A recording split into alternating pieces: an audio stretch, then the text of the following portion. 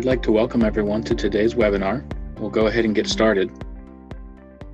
And I'd just like, as from a housekeeping perspective, like to point out that on your screen, all participants are muted and will be muted throughout the course of the webinar, but on your screen, you'll have the ability to select Q&A.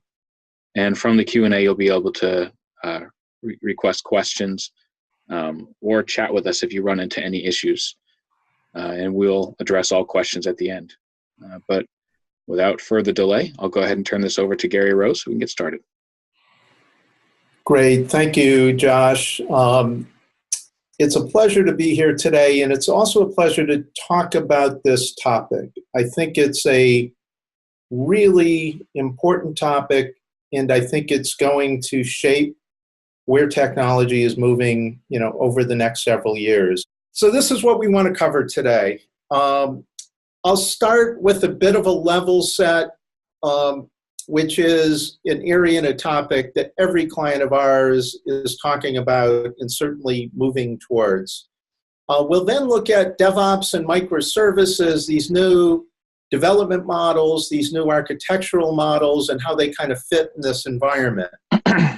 We'll then focus on identity and security services, APIs, microservices, kind of the foundation for what we believe is happening in digital transformation.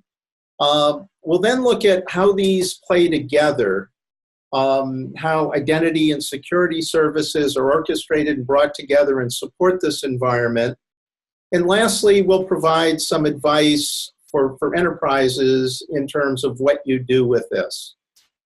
And we'll then turn it over to Nathanael, Coffing, the CEO of Cloudentity, who will look specifically at what Cloudentity is doing and their perspective on this market and these technologies. If we can move slides, please. So I always like to start out with what we would like to see you get out of this webinar. So at a high level, understanding how digital transformation is enabled by robust identity management security services. And then we'll talk about what those services are and how they operate. To understand the role identity and access management security play not only in digital transformation, but with DevOps and microservices. We'll talk about this new foundation that we absolutely believe in this fast-moving environment is going to be required by every large and small enterprise, and that's this more flexible, this loosely coupled, this open, IAM strategy to support the rapid change that we all know we're in the middle of. It's going to continue for a long time. One of the areas, and one of the things that Nathanael will talk about as well, is kind of the downside of DevOps and microservices. You have to make sure you secure this at multiple points. So you want to bake security into DevOps from the earliest possible stage. You want to do that in an automated fashion and as simply as possible. And lastly, we'll talk about a step-by-step approach as to how organizations can move in this environment. We can switch slides, please. Oh, and lastly, as we're switching, everyone who's participating in this will have access to a pretty in-depth research report Doug Simmons, Nick Nichols, and I did, specifically focusing on microservices and identity services and how they work together. So at a very high level, we talk about digital transformation. This is kind of the ultimate, hype slide, but it sets the foundation for what we're thinking about, and frankly, what every large organization is thinking about. We have the internet, we have all of this connectivity. Now, how do we leverage it? How do we extend this digital footprint throughout our own ecosystem, to customers, to partners, to employees? We're starting to see ecosystems being developed in various areas, such as banking and insurance and so forth. Better tied into various processes, the regulatory, financial services environment. Not to mention, the Internet of Things, billions or ultimately trillions of devices that sensors and ways to collect data that we can now connect to. So lots of excitement, lots of hype when it comes to digital transformation. But if we can move slides. Now let's take a look at fundamentally what it requires. It's been my premise, TechVision's, for many years, that the most important structure and supporting elements for digital transformation are identity and security. And in fact, digital transformation will not work, it will not scale if we can't get the identity and security together. So when we're thinking of digital transformation, there's lots of connectivity. It's really leveraging relationships in new, creative, and disruptive ways. Using that for business benefit, using it for customer benefit. Identity is all about understanding this massively expanding set of complex relationships. And security is about ensuring there's appropriate access and appropriate activity. We can switch slides, please. So one of the things we have to be aware of is that digital transformation and this massive connectivity and digital footprint means there is a larger and larger threat surface. So, hence the focus on the security and the underlying infrastructure from the movement to the cloud, with half of businesses leveraging software as a service, and that number, of course, is growing, to the number of applications that heavily leverage, if not exclusively, mobility, to the Internet of Things. If we can switch slides, please. So the real question is, how do we secure this? And so digital transformation is driving these new both technology models as well as business models. So what does this mean? So there are new approaches that I'll talk about in a minute for DevOps and microservices, breaking things into component pieces, being able to have them plug and play and scale this beyond what we've seen. A core part of it is a cloud-first strategy. DevOps, microservices, and a lot of digital transformation doesn't work if we don't have some of the advantages that have been presented by this cloud-based architecture and model. It's fundamentally reshaping IT. TechVision did a report a couple of years ago called The End of EA and IT as We Know IT. And we weren't saying that enterprise architecture was going to change, but or was going to go away rather. But what we were saying was the model changes. We're not building things in the way we used to. We're leveraging reusable components and reusable pieces. We're pulling things from the cloud and compiling them. Enterprise architects are starting to be more product managers than from scratch developers. So what this means, what digital transformation really requires at kind of a fundamental level is greater flexibility, adaptability, high speed, far greater scale, and to tie into some of these new business models and technology models, the ability to fail fast and iterate, to make those changes, to try things out, and if they don't work, try something else out and continue to modulate. And last but not least, it has to be secure and it has to be auditable. We can switch slides, please. So let me next talk about, before I turn it over to Doug Simmons, just the fundamentals of DevOps and microservices. If we can switch slides. So first, what are microservices? It starts with the business. Isn't that interesting from an IT perspective? It's an architectural style based on business capabilities. It's also an application development approach based on taking what over the years have been very large applications, monoliths, if you will, in breaking them into a set of small services. Each service can be thought of as its own environment, running its own processes. You can have independent development teams developing those processes, and then, of course, then communicating with lightweight mechanisms, orchestrating this, often leveraging HTTP or Resource API. Independently deployable by fully automated deployment machinery. We've been working with several clients that have seen release cycles as they automate more and more move from years to hours. And those are the types of changes that microservices combined with DevOps really can drive. Tightly integrated, where these components can be brought, these independent deployable components can be brought together but still loosely coupled so you can reuse them in other ways with the bare minimum of centralized service management. We can switch slides, please. So, the train has left the station and it's moving really fast right now. We talk about monoliths, and of course, the large applications are going to be there for a long time.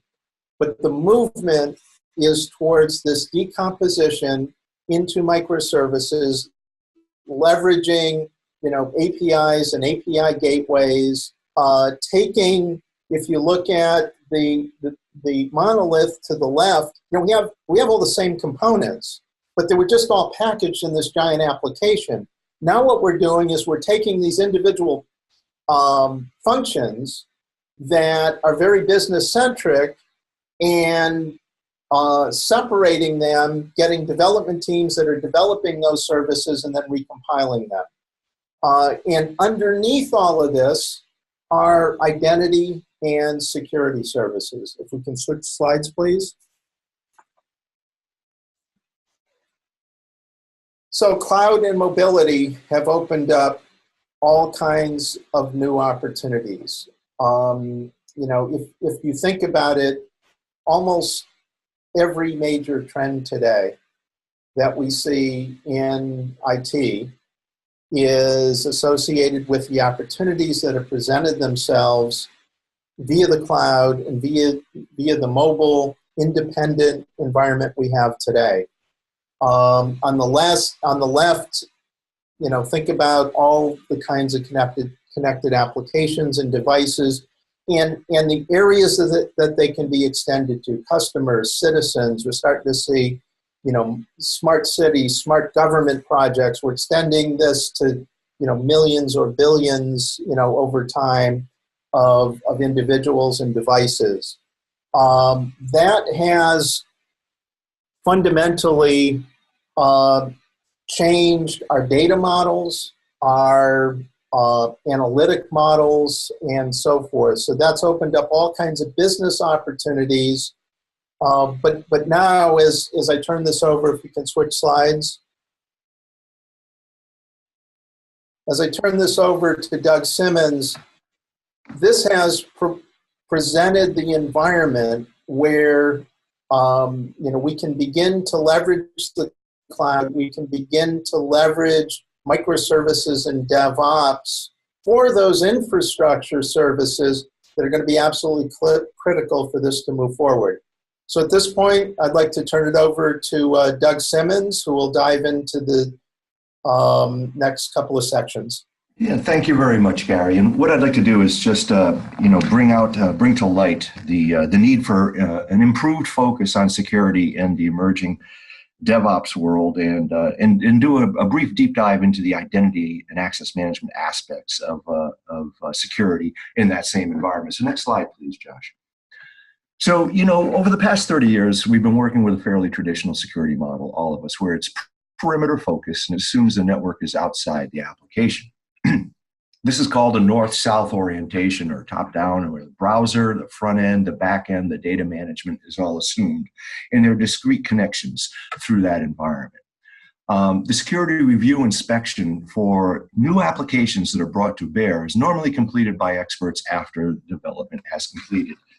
This is not optimal, as you might expect. Oftentimes what happens is that security has to be retrofitted into these applications that are developed, and it is often very difficult to do. The developers, with the best of intentions, may have rolled their own security because of timing, line of business, time to market issues, and retrofitting security is often almost impossible.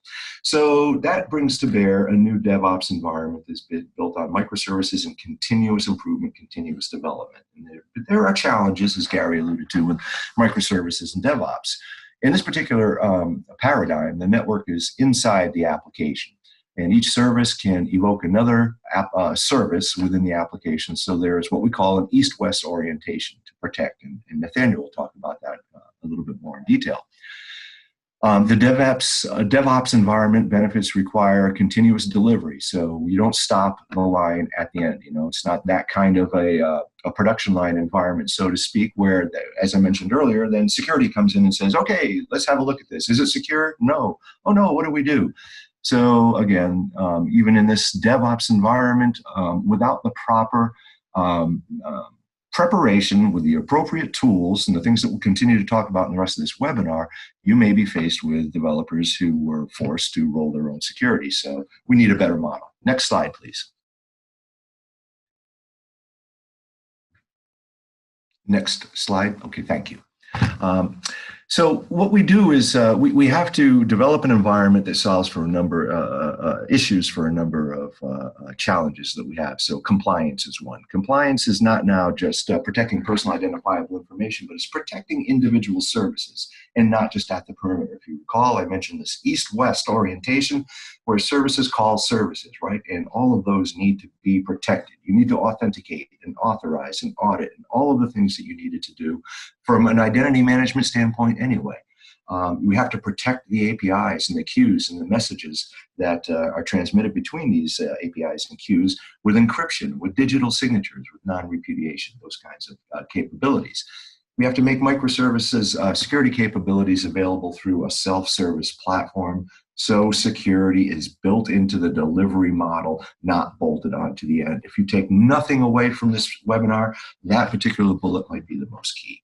The IAM of everything is the key to success. So as I alluded to, we're not just talking about IAM for individuals and logging in and being authorized, though that is a significant challenge, and the model that we're proposing is very much focused on that. We have services, we have Internet of Things, we have all kinds of devices, and you name it, that are out there that need to be identified, authenticated, authorized, permissions need to be established. We have to have integrity established and non-repudiation with the connections and the data transmitted at the service interaction level. Identification of external entities like people and things and internal entities like services is required. So if you take a step back and you think about what the ramifications are for your IAM environment, they're significant because you're not just dealing with people, you're not just dealing with employees, contractors, or even customers, which can be a large body of identities in and of itself, but you have all these other things from services, devices, etc. This requires sophisticated identity and security orchestration. Next slide, please.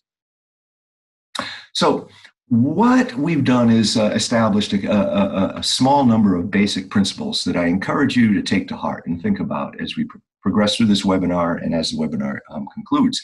Application developers should have easy access to identity data. And that doesn't mean unfettered access where information can be abused. As I've been mentioning, secure, authenticated, authorized, encrypted, signed, all of those capabilities. But the application developers should be able to call services that allow them to bake these capabilities into their applications without rolling their own.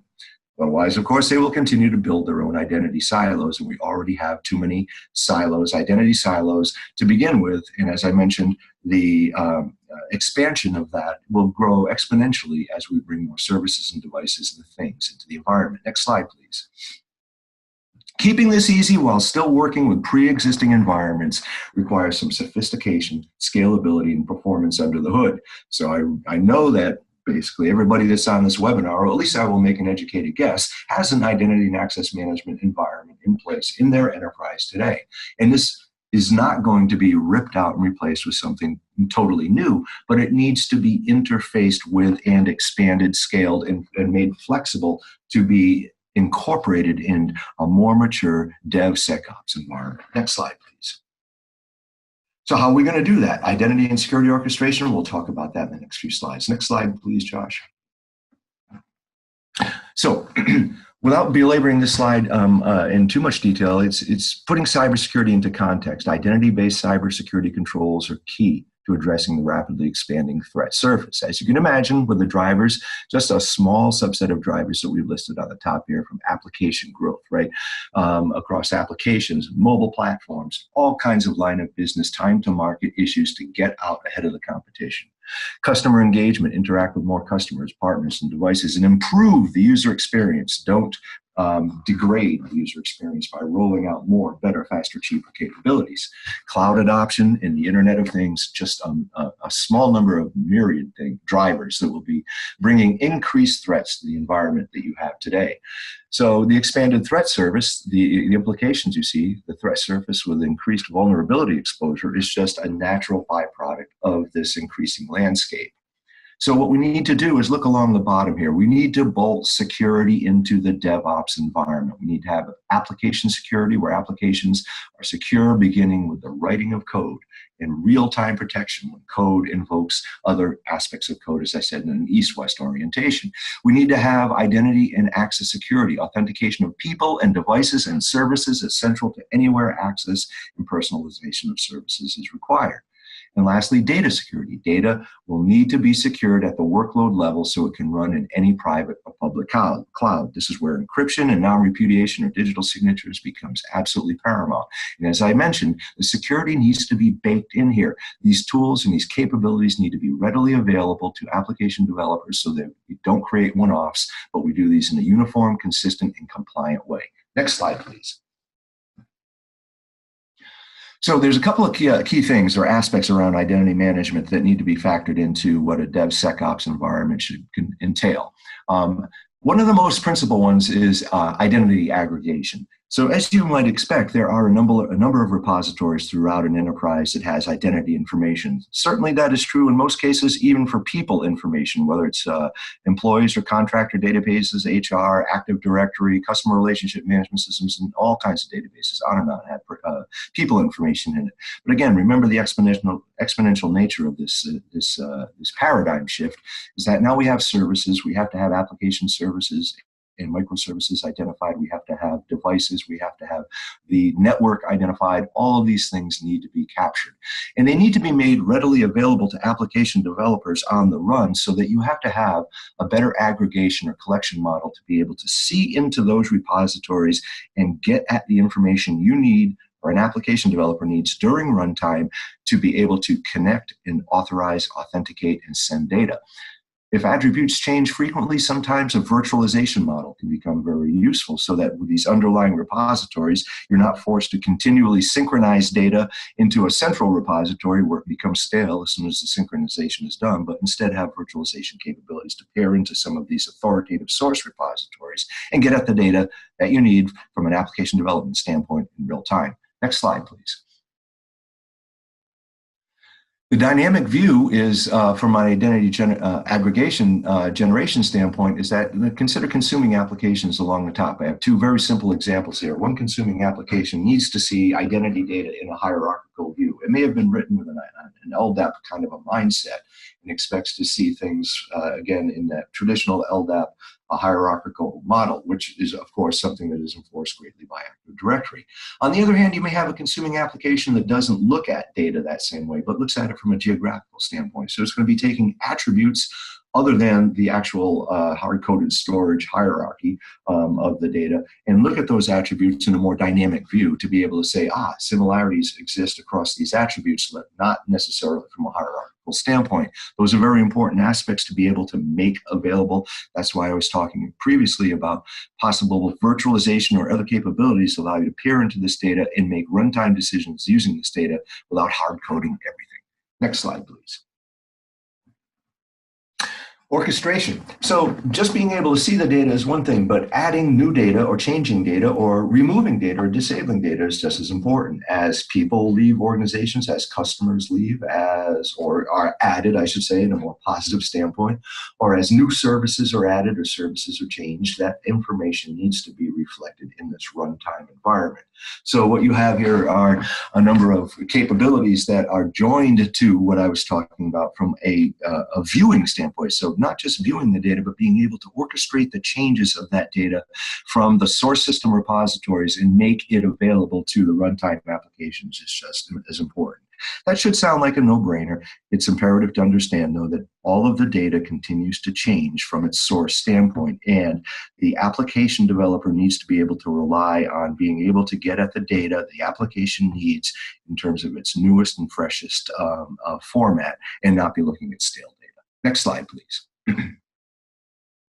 There can be a lot of complexity involved in performing identity and security operations across disparate systems. I think many of you on the call probably already know that. If you've been working in identity and access management as long as I have, you've seen how challenging and difficult it can be to be able to make the appropriate authoritative source data available in the format that an application needs in runtime. But there are improvements on the way, and that's really what Cloudentity is going to talk about. Identity and security operations need to be easy for developers to use, and what Cloudentity brings to the table, I believe, is a very bona fide and good way to be able to bring DevSecOps to the forefront with the kinds of capabilities I'm talking about. Next slide, please. We need to hide this complexity. We need a simple abstraction API. From a picture and graphic presentation, if you look at the next slide, please, Josh, you will see that along the top here, I've drawn some very simple, what I'll call services, right? From an API standpoint, these would be callable, discrete services that an application developer can bring into his or her application without having to rewrite the book, with no silos being created. Saying, how do I authenticate something? How do I authorize something? How do I notify something of a change or any kind of interaction? How do I create, get, set, query, delete, you name it. All of those aspects that are traditional around an identity management function need to be made available in microservices in a discrete set of APIs that application developers could easily call. And what that does is hides the underlying complexity around operations management and around component interfaces. So from a graphical representation standpoint, it should seem fairly simple to understand the principles that we're talking about with respect to identity aggregation and identity persistence and dynamic viewing and all of those capabilities from a discrete set of APIs. Next slide, please. An API gateway is often a traditional way to be able to package up these identity services APIs and then allow those services I talked about: authentication, aggregation, authorization, orchestration, and shielding from the developer the complexity of the underlying environment where the data lives, like on the bottom. Where identity repositories, SAP applications, you name it, out on the cloud, on-premise, hide that from the developer. He or she shouldn't need to worry about it. They should make discrete API calls and get what they need during runtime to provide the best level of service in their application. Next slide, please. What I'll do is have a brief slide here of what the recommendations are in summary for what I talked about. Next slide, please, Josh.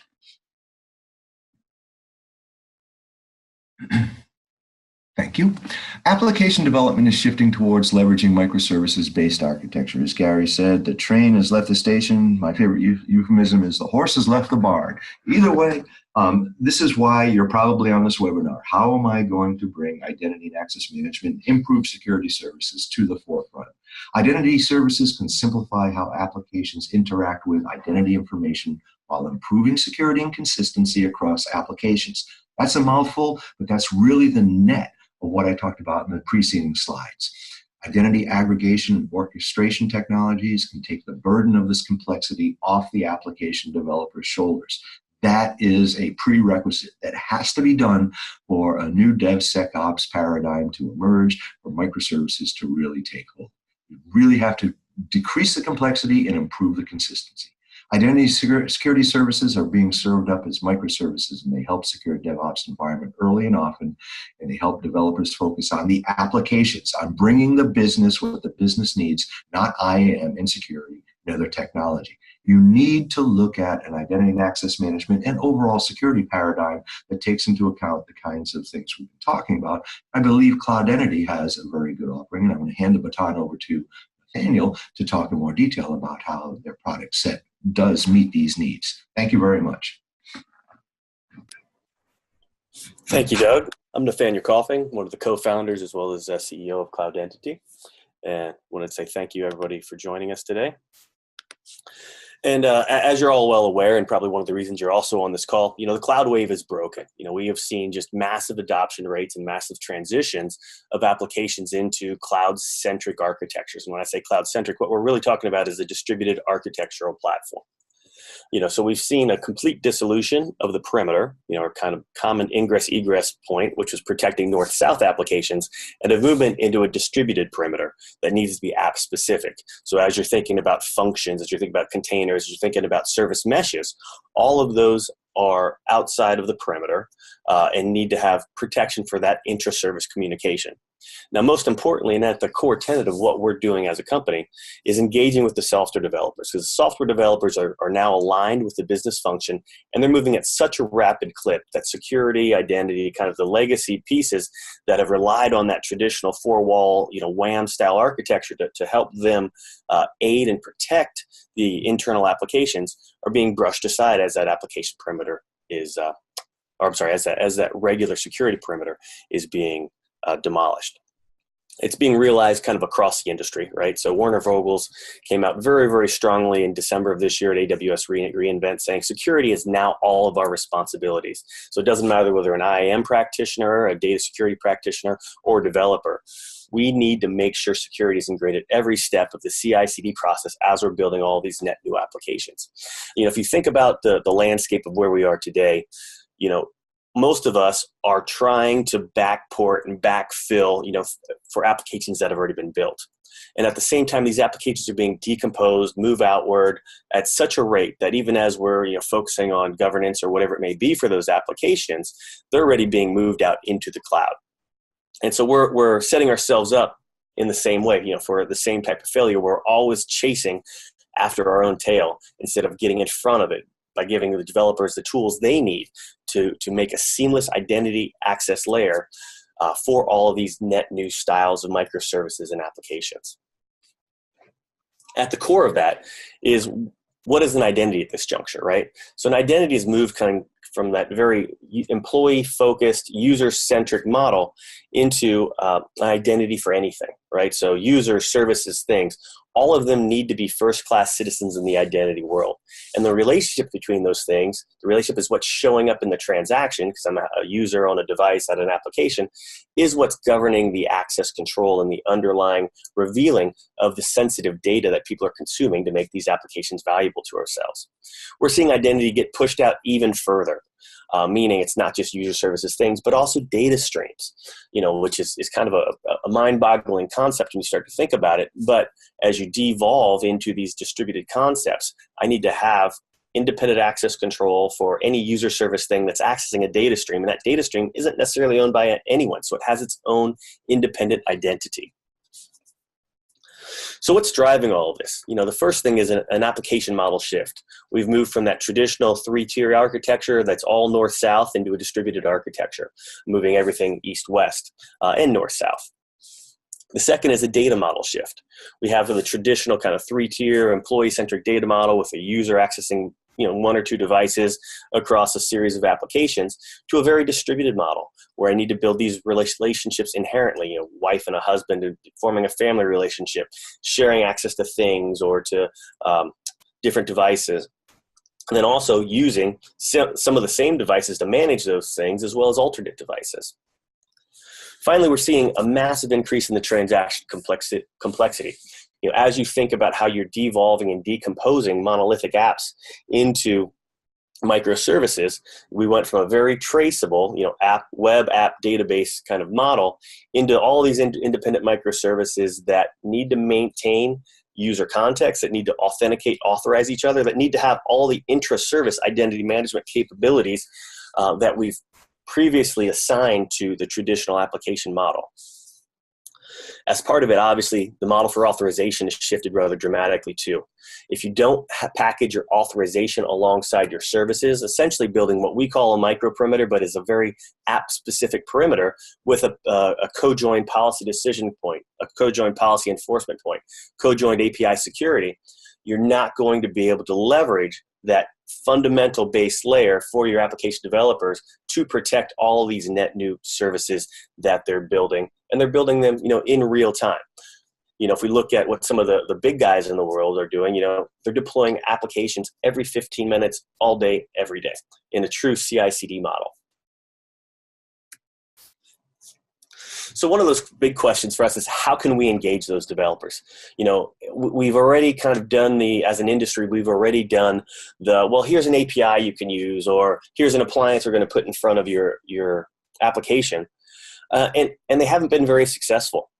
So we actually have to give the developers things. We have to make their lives easier to make them successful. And some of the core things that we're generating as developer or for developer value, is ingrading, attestation, authentication, authorization, API inspection, audit, data access. All these things are now becoming part and parcel of the business function, but they don't actually need to expand the business function to include those. It's a simple layer that's being placed right on top of it, encapsulating the microservice with a sidecar or an API gateway plugin to enable them to move that much faster. We have one customer that's actually seen a 65% reduction in the size of, or in the code they're generating for their microservices, leveraging just the data access models. So right at the core of that is obviously authentication. And when we start to expand beyond a user-centric model of authentication, the authentication model has been pretty well defined, it's pretty well understood. There's 300 something odd strong authentication providers, right? So we can do most of that, right? Social login, SAM, low auth, etc. Now, where things start to get interesting is when we start thinking about how are services talking to each other, or how are things authenticating each other, or how is a service authenticating on behalf of the user to maintain a user context. And so we're supporting HMACs, shared secrets, PKI, ephemeral certificates, transactional JOTs. So one of the problems with JOTs is obviously you can always grab them and replay them. But by using single-use JOTs, we're avoiding that difficulty, as well as a signature on the way in, on the way out of our micro perimeter. Finally, doing the same thing for things, making sure device fingerprinting is a core part of that, giving them HMAC keys, giving them short and long-lived certificates, and building in proof of possession and thing management directly into the processes. Authorization was that next step. How can we make developers' lives easier by giving them a common authorization layer? And authorization is looking very, very different. So if you think about traditional authorization models, right, you kind of have a first level authorization happening at your firewall, second level maybe at your load balancer, determining if you can get to a VLAN, third level you might do OAuth into the scope of an application, fourth level you'll do RBAC, ABAC, and then fifth level you'll layer in user consent and permissions, right? These are 5 different evaluations that are occurring in the traditional architecture that need to be abstracted and moved out and made as a seamless part of your business function. Because, in all honesty, in edge and fog style computing, you may not know exactly where that business function is hosted. So all of those are incorporated and inculcated into the micro perimeter layer. It's a robust piece of authorization for everything from micro segmentation, which piece of the micro perimeter, or which business function could talk to which business function, all the way down to user consent and permissions.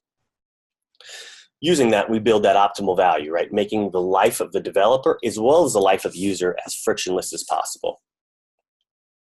And here's just and I'm sorry, it looks like we're a slide behind, but here's just a recap of that, bringing in that next generation of access control, building zero trust networks that are completely based upon the riskiness and trust levels of that transaction, and then a unification of those authorization policies.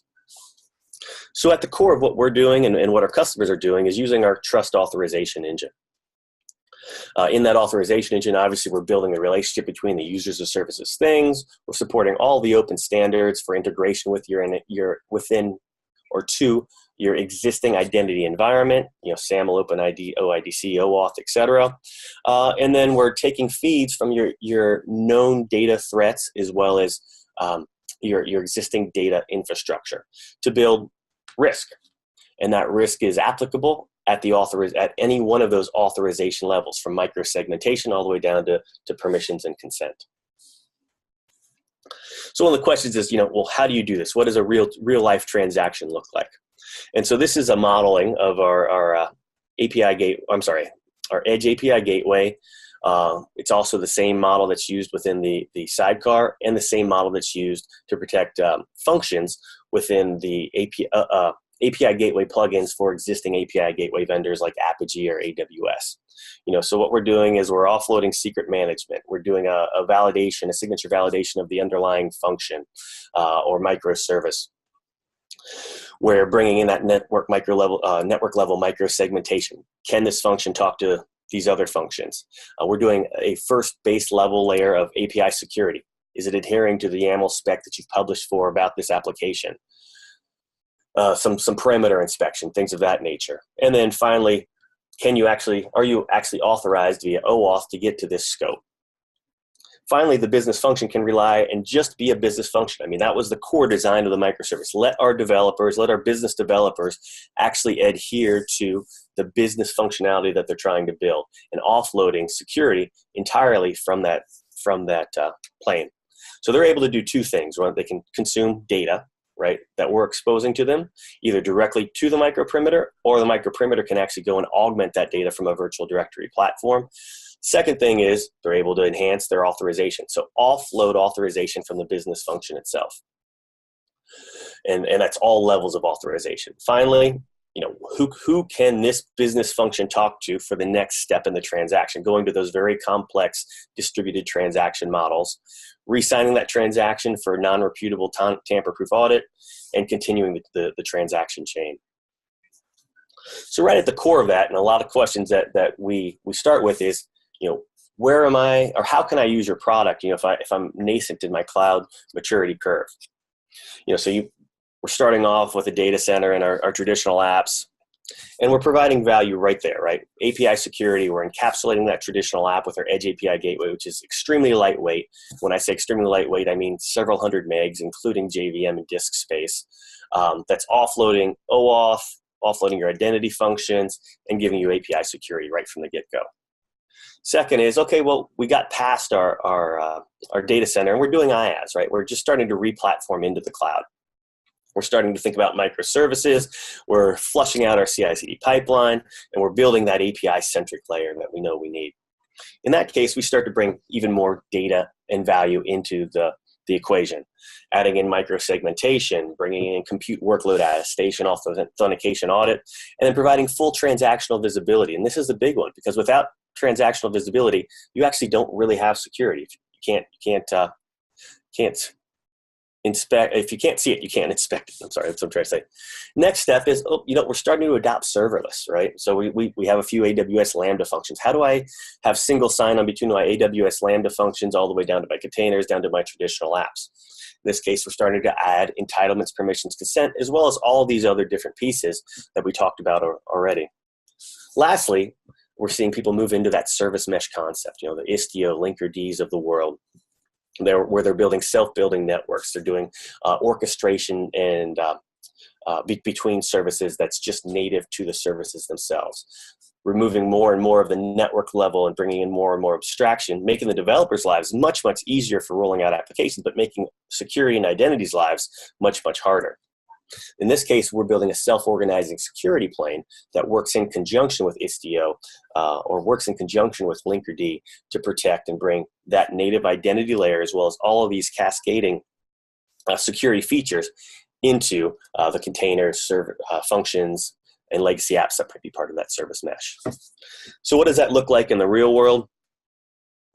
And here's a picture of actually how one of our customers is consuming. They started off with their on-prem data center, and they're using the Edge API gateway to encapsulate. Maybe they started playing with Docker in their data center. In that case, they'd actually bring in the microperimeters. Secondly, they started to re-platform into AWS. They really liked Lambda. They wanted to build new Alexa skills. So they built those Lambda functions for Alexa. We plugged in directly into that AWS API gateway to add identity to those underlying functions. Next up, they actually said, well, let's start building Kubernetes. But in this case, the business unit wanted to move into Azure. Again, using the microservice and the or building out microservices within their Kubernetes clusters and pods, and leveraging the Edge API gateway to protect those underlying microservices, as well as the microperimeter to add identity and security context into those pods. And then lastly, they went to that or started to build out this full-blown service mesh where they have these self-organizing infrastructures. And we're plugging directly into the container orchestration, the vault, and the service discovery to protect all of those different pieces of that architecture. So we've got about 10 minutes left, and I wanted to make sure we had some time for Q&A, but I also wanted to take a minute or two to encourage you to try out the demo. You can literally go online right now, protect your own microservice, watch identity context be passed across it, protect the APIs that are feeding that microservice, build out microsegmentation policies, etc. And that's all available at cloudentity.com.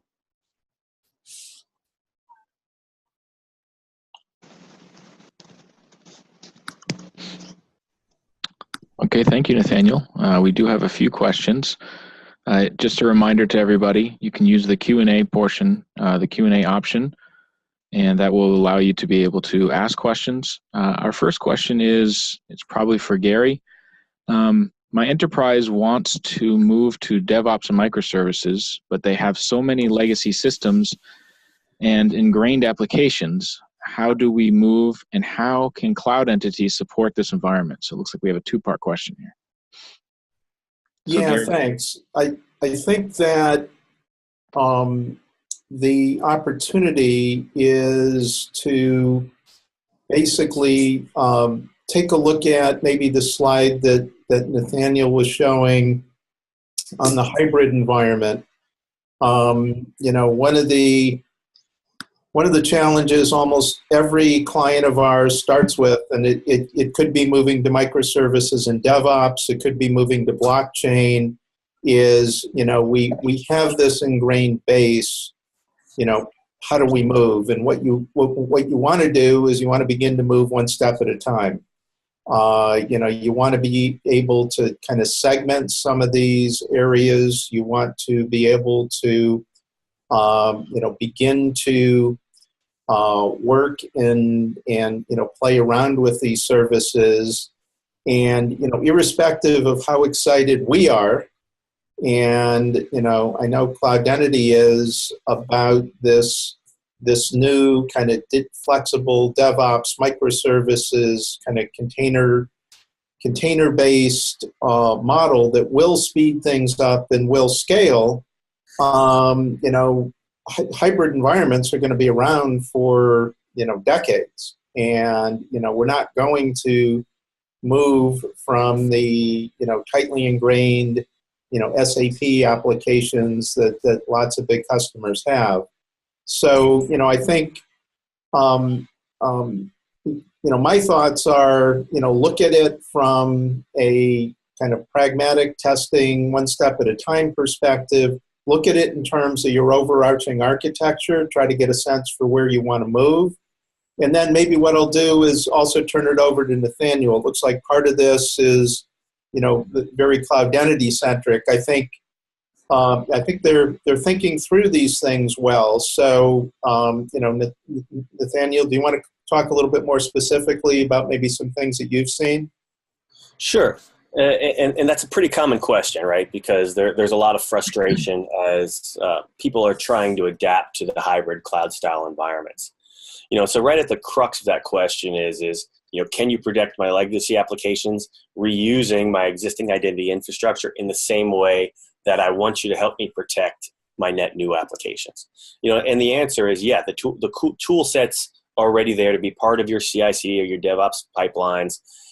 It's really just the adoption, and let's be honest, that's one of the hardest parts of identity projects, right? Is how many of us have seen identity projects get delayed, indefinitely almost, based upon the adoption of developers or of application owners because it's too thick, it's too hard, it's not valuable enough. And that's also one of the reasons we created kind of those core value propositions, feeding them directly into the developers, because they're able to do things like, traceability between these different services, in new ways, trying to determine what instance of what service actually failed on this function that was being processed in new ways, where right now all that stuff just goes down to a SIM and they can spend, hours, weeks, months trying to even figure out what happened within the service that failed. And so we're giving them tools that make their lives easier, and it makes them much more readily available for them to actually perform their work, right? So making them much more strategic and much more rapid and increasing the overall velocity of what they're accomplishing. Thank you, Nathanael. We have another question here.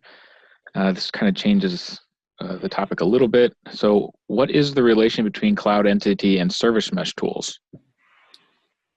I guess that's for me. So, we work in conjunction with the service meshes. So a service mesh, and I'm sorry, I should pop up a diagram because this is a great question. Service mesh has, two main components, right? A control plane and a data plane. The control and data plane kind of correspond to physical network architecture and then how things are being routed, just to make things really, really lightweight to think. We add a security plane that plugs into, Linkerd, that plugs into Envoy, and is incredibly lightweight. Our sidecar is sub 10 megabytes, low millisecond process time to add all of these additional capabilities into Linkerd or into Envoy to make it move that much faster. Thanks, Nathanael. And then this one actually looks like it kind of goes back to what we were already talking about, but I'll put it out there. The question is, why wouldn't I use my existing identity service to do these functions? Do you want to take that, Doug, first? To the degree that you can create service wrappers for your existing identity management functions, in many ways you should, and you probably will. There will be a path. I think the thing to keep in mind here is that this is a journey that will take some time.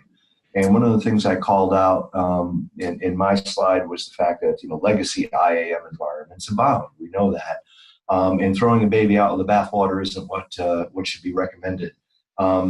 However, some identity management systems are a bit archaic and don't lend themselves well to playing in a model like this. You're going to have to take a long, hard look at what you have in place and determine if you can create the appropriate service wrappers around the functions that you need. And in conjunction with that, begin to embark on maybe a reevaluation of what your underlying IAM infrastructure needs to look like. That shouldn't be considered a slap in the face in any way. I think it's just part of the natural progression of IT and the evolution of products that are available. Many organizations that we continue to work with are using identity and access management platforms that were developed in the late 90s and early 2000s that didn't have this kind of service brokerage in mind. But they can be wrapped in such a way to be made available, maybe not as streamlined and as efficient and as audible as you need. But always consider that it's important to crawl, walk, and run, and not try to boil that ocean. I know I use so many euphemisms, I must drive people crazy, but boiling the ocean is not what we're advocating. Taking a look at what you can make available and start the journey with your existing environment, replacing things as you see fit is the way you ought to consider this.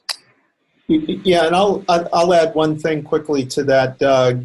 If you think of the progression, the evolution of identity services, frankly, over the last 20 years or so, we started with an environment that was very hierarchical, very simple, very straightforward. Didn't seem straightforward at the time, but it really was relative to today, where we wanted to basically put tags on and provide certain rights and privileges to employees. Then we expanded that to contractors and so forth. So we had this kind of employee company-based identity service, and that's where kind of a lot of the identity services grew over the years. Over the last 5-10 years, we've seen expansion of this older model to begin to support customers and prospective customers, and now Internet of Things devices with lots of relationships associated with that. So one of the things, the question, had to do with, why don't we just leverage the old stuff? Well, in some cases you can. We also have to take a hard look at what the needs are. That's one of the reasons we spend a lot of time with our clients, kind of really understanding requirements and trying to work through a reference architecture. There may be pieces you can leverage, but you also don't want to put the square peg in the round hole, and try to extend services beyond and identity capabilities beyond their useful life cycle. So we're starting to see categories of identity services. We're starting to see CIAM, or customer identity and access management. We're starting to see what we're calling identity of things, and we're in the process of writing a report in that area now to kind of cover that space, let alone a lot of that Doug had done a report last year that was looking at identity. Identity is a new perimeter. So we don't have perimeters set up the way they were years ago. And so we're starting to look at some of the self-sovereign identity capabilities where individuals or businesses or partners can basically present their credential, and that can be validated in some way. So, there's at one level you can leverage some of the old capabilities. As Doug said, you can put wrappers and other kinds of things around it, but also, you have to look at the needs and the requirements in this environment today and really accurately assess how well suited they are to some of the kind of more legacy services. Yeah, if you don't mind, I'll jump in on that as well. So the goal here isn't to throw out the baby with the bathwater. Companies have invested tens of millions of dollars, depending on the size of the company, on their own internal IAM platform. But it's not well suited. It doesn't support distributed architectures, right? As you're building these net new microservices, you want to remove faster. And saying, hey, I'm going to hook these up to kind of these legacy monolithic IAM platforms that have to be hosted on-prem or kind of in an IaaS style model with no distributed policy decision, no real distributed policy enforcement, no integrated layer for these net new functions and microservices you're building, no robust API layer. Those are diametrically opposed to each other when you're looking at the conclusion you're trying to find. So that's why we play very, very nicely with kind of the legacy monolithic IAM platforms. So it's not a throw it away. It's an actually embrace and extend. Thank you, Nathanael. Thanks, guys. So that's our time. I'll go ahead and end it there. Those of you whose questions weren't answered, we'll be sure to follow up with you later. And thank you for attending. Thanks, everyone. Thank you.